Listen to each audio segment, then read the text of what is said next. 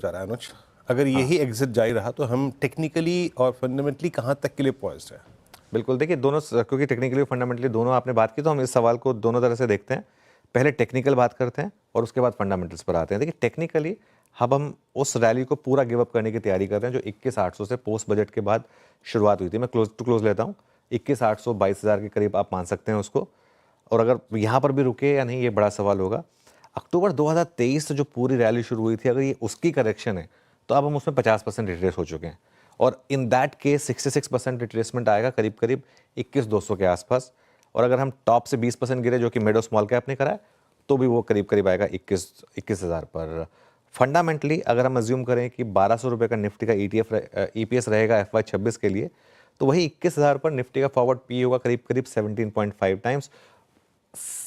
16-17 times पर normally अगर आप निफ्टी खरीदते हैं तो बड़ा पैसा बनाते हैं। एनेक्डोटल एविडेंस तो यही रहा है। बस मैं ये दो चीज़ ऐड कर रहा हूँ। इसका मतलब ये बिल्कुल नहीं 21,000 से 22,000 एक मोटा मोटी आप रेंज मान सकते हैं जहाँ पर शायद एक बाइंग लॉट है। अब इसका मतलब ये नहीं है कि हम 21,000 का एग्जैक्ट 21,000 पर रुकें, और ये भी जरूरी नहीं कि हम 21,000 तक जाएं, हो सकता है उससे पहले ही मार्केट घूम जाए। लेकिन मेन बात ये है कि वो जोन अच्छा जोन होगा इन्वेस्टर्स के लिए, सिर्फ लार्ज कैप के लिए। मिड कैप और स्मॉल कैप में मुझे लग रहा है अभी भी काफ़ी संभल कर चलने की ज़रूरत है, क्योंकि यहाँ पर स्टॉक स्पेसिफिक एक्शन और स्टॉक सिलेक्शन काफ़ी मैटर करेगा। बिल्कुल,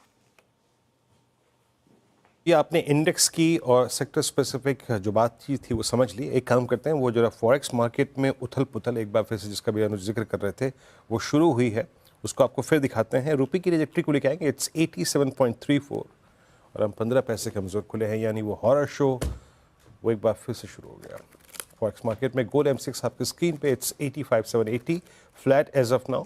और बाकी सिल्वर बिल्कुल फ्लैट, मतलब 309 रुपये नीचे है, माफ़ कीजिएगा। और क्रूड M6 लगभग 1/3% ऊपर।